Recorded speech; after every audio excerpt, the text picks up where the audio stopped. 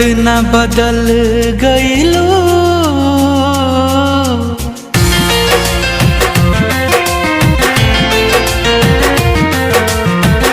इतना बदल गईलू कि यकीन न होला हो।